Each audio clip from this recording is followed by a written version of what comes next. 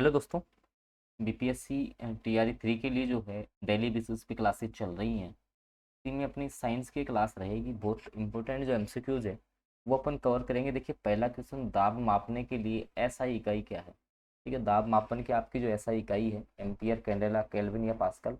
तो इसका correct answer तो हो गया पास्कल। ऑप्शन जो बी है वो सटीक आंसर हो गया। लेकिन एम्पियर जो दोस्तों है ये विद्युत धारा की इकाई है, ये आपकी विद्युत धारा की इकाई है। इसके अलावा जो आपका कैंडेला है ये आपका ज्योति तीव्रता की इकाई होती है। ध्यान रखना, ज्योति तीव्रता की जो इकाई है वो आपकी कैंडेला है।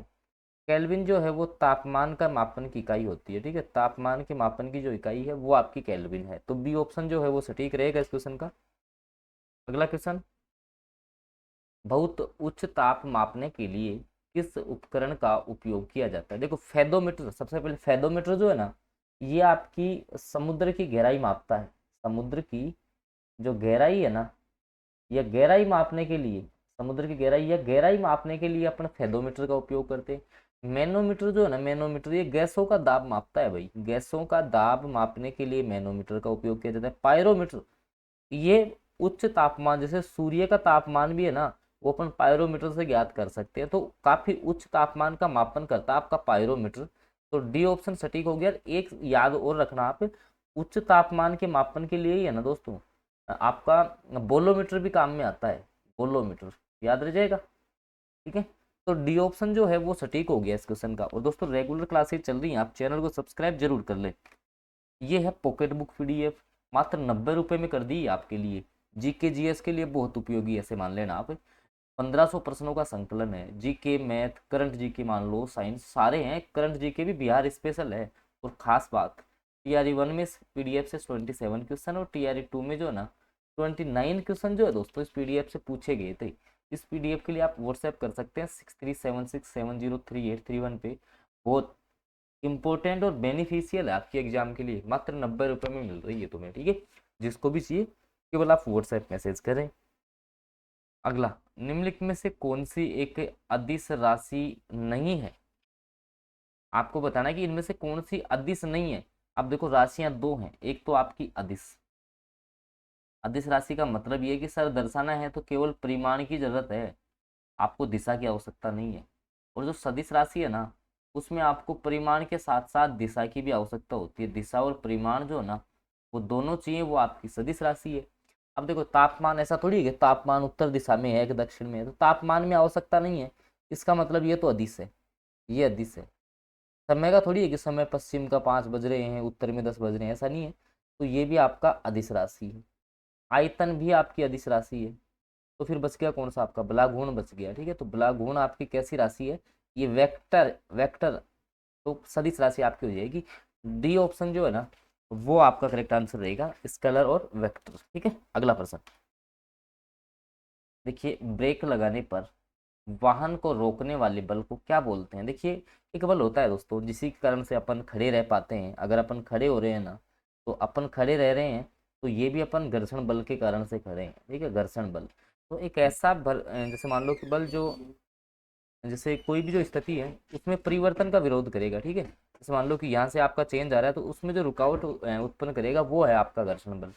तो सेम ब्रेक लगाने पे कौन सा बल आपका एक्टिव होता है, तो ऑप्शन सी, घर्षण बल। ठीक है, इसी प्रकार से जैसे जो ट्रेन के ब्रेक आते हैं ना उसमें आपकी भंवर धाराओं का उपयोग किया जाता है। ये आपका चलता है फिजिक्स में चैप्टर। ठीक है, तो बिल्कुल सी ऑप्शन जो है वो आपका सटीक रहेगा इसमें। अगला क्वेश्चन, निम्नलिखित में से कौन सी एक अधातु है। अधातु आपको बतानी है। देखिए, एल्यूमिनियम, परमाणु क्रमांक होता है 13, ये भी आपकी धातु है। ठीक है, इसके अलावा इसका एक जो मुख्य अयस्क है वो आपका होता है बॉक्साइट। ठीक है, बॉक्साइट इसका अयस्क होता है जिसका फॉर्मूला है Al2O3। ठीक है, अगला जो आपका है, एक आपका जैसे मैग्नीशियम है। मैग्नीशियम का परमाणु क्रमांक होता है 12। ठीक है, परमाणु क्रमांक जो है इसका वो आपका 12 है। और इससे एक महत्वपूर्ण जो आपका तत्व बनता है वो आपका होता है MgOH2। ठीक है, इसको बोलते हैं अपन मैग्नीशियम हाइड्रोक्साइड या मिल्क ऑफ मैग्नीशिया। ठीक है, इसके अलावा पोटेशियम भी आपकी एक काफ़ी सबसे अधिक क्रियाशील धातु होती है ये। ठीक है, सबसे अधिक क्रियाशील धातु है क्योंकि सक्रियता श्रेणी में इसको सबसे ऊपर रखा जाता है। नाइट्रोजन जो है वो आपकी एक गैस है या एक अधातु है। ठीक है, तो ऑप्शन जो बी है वो सटीक रहेगा इसका। ठीक है, अगला क्वेश्चन, डैश के अतिरिक्त सभी परमाणुओं के केंद्रक में न्यूट्रॉन उपस्थित होते हैं, ऑक्सीजन, नाइट्रोजन, हाइड्रोजन या कार्बन। तो देखिए जो आपका हाइड्रोजन है इसको अपन नॉर्मली दर्शाते हैं 1H1, अर्थात इसमें केवल और केवल आपके जो प्रोटॉन हैं वो आपके एक हैं। यहाँ पर न्यूट्रॉन किसी भी प्रकार का नहीं है, ठीक है। न्यूट्रॉन किसी भी प्रकार का नहीं पाया जाता, जैसे ऑक्सीजन वगैरह है जिसमें आपका O8 16 अपन लिखते हैं, तो इसमें प्रोटॉन भी 8 है और न्यूट्रॉन भी आपके कितने हैं, 8। सेम कार्बन, सेम नाइट्रोजन, ठीक है। तो केवल ये पूछा है कि जिसमें आपके जो है किसके अलावा जो है सभी के जो परमाणु का जो आपका नाभिक है या केंद्रक है उसमें आपके न्यूट्रॉन है, तो केवल आपको ये देखने को मिलेंगे हाइड्रोजन में, ठीक है। तो ऑप्शन जो बी है वो सटीक रहेगा आपका। अगला क्वेश्चन देखिए, पादपों में जल का परिवहन निम्नलिखित में से किसके माध्यम से होता है, ठीक है। जो पेड़ पौधे हैं आपके उसमें जल का परिवहन, तो देखिए दो उत्तक आपको यहाँ से याद रखने हैं, जब दो टिश्यू इनमें पाए जाते हैं। सबसे एक तो आपका होता है जाइलम। जाइलम जो है जो भी आपके जैसे खनिज लवण है या फिर जैसे आपका जल है, इसको जो है जड़ों से पत्तियों तक ले जाएगा आपका जाइलम। और जैसे मान लो कि प्रकाश संश्लेषण जो अभिक्रिया है, ठीक है, फोटोसिंथेसिस, उसके द्वारा जो भी आपका पत्तियों में भोजन बना है वो जड़ों तक पहुंचेगा किसके द्वारा, और फ्लोएम उत्तक के द्वारा। फ्लोएम जो आपका टिश्यू है उसके द्वारा ये यहाँ तक पहुंचेगा, ठीक है। और ये आपके कॉम्प्लेक्स टिश्यू होते हैं, ठीक है। तो क्या पूछा आपने, जल का परिवहन पूछा है, तो जाइलम आपका करेक्ट आंसर होगा, ठीक है। ऑप्शन जो ए है वो आपका सटीक आंसर रहने वाला है। अगला क्वेश्चन, उससे पहले दोस्तों ये है पॉकेट बुक PDF, अब तुम्हें केवल जो है 90 रुपीज़ में ही ये मिल रहा है। और इसकी खास बात दोस्तों, TRE 1 में इस अकेली PDF से 27 क्वेश्चन और TRE 2 में जो है 29 क्वेश्चन इस PDF से आए हैं। और विशेष बात इसमें जो करंट जीके समाहित किया है वो बिहार स्पेशल है, ठीक है। बिहार का स्पेशल करंट जीके है, लगभग 1500 प्रश्नों का संकलन है। 280 के आसपास इसमें टोटल पेज हैं। इसके लिए आप ये जो निर्धारित आपका नंबर है इस पर आप व्हाट्सएप मैसेज कर सकते हैं, ठीक है। इस नंबर पे जो है आप लोग व्हाट्सएप मैसेज कर सकते हैं। अगला क्वेश्चन, निम्नलिखित में से कौन सा विल्सन रोग का लक्षण है, ठीक है। अब देखिए यहाँ पर जो है जैसे मान लो कि रतौंधी है, ये तो आपको पता है कि विटामिन जो ए है, ठीक है, विटामिन जो ए है इसकी कमी से आपका रतौंधी होगा। इसके अलावा जैसे आपकी बोलने निगलने या जो शारीरिक जो समन्वय है उसमें समस्याएं उत्पन्न हो रही हैं, या अनियंत्रित जो भी आपकी एक्टिविटी है, या मांसपेशियों में जो अकड़न है, ये आपका विल्सन रोग के कारण से होता है। या जैसे मान लो कि पैरों में या पेट में जो है फ्लूइड बनना, ये आपका विल्सन रोग के कारण से होता है। इसका आंसर आपको देना है कमेंट बॉक्स में, ठीक है। कमेंट बॉक्स में जो है आपको देना है, और किसकी कमी से जो है आपका विल्सन रोग होता है ये भी आपको बताना है।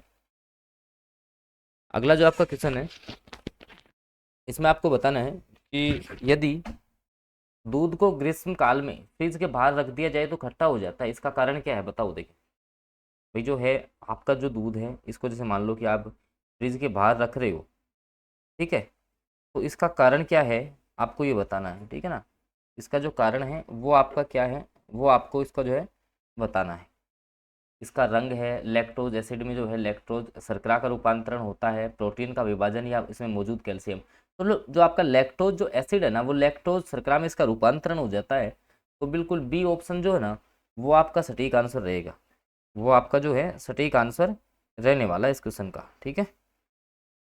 अगला प्रश्न, निम्नलिखित में से कौन सा कथन सही नहीं है, इनमें से जो है कौन सा जो आपका कथन है ना वो आपका सही नहीं है। देखो, हाइड्रा में केवल अलैंगिक जनन होता है, भाई ये बात तो आपका सही है कि हाइड्रा में जो जनन होगा वो आपका अलैंगिक होगा, ठीक है।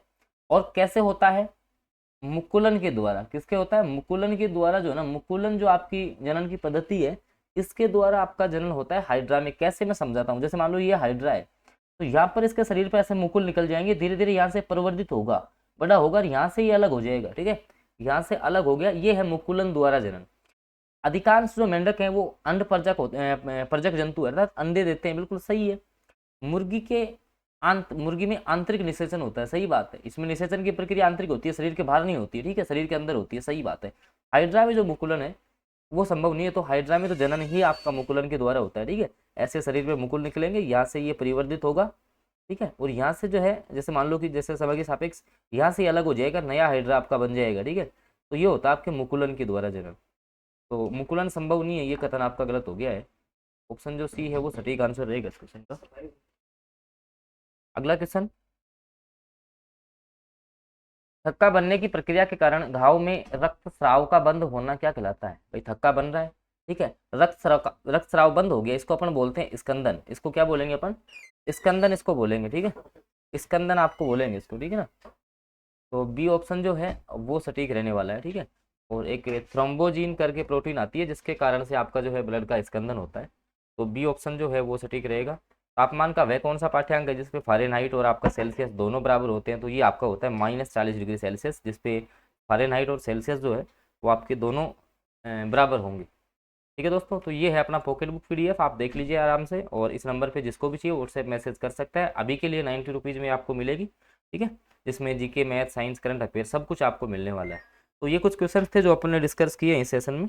बाकी आगामी जो सेशन है, जैसे मान लो कि मैथ वगैरह सारी क्लासेज आपके लिए रेगुलर हो रही है, तो उसके लिए जो है आप लोग चैनल को सब्सक्राइब जरूर करें, साथ में बेल नोटिफिकेशन को ऑन करें, ताकि आगामी जो सेशन होगा उसकी जानकारी आपको मिलती रहेगी। धन्यवाद।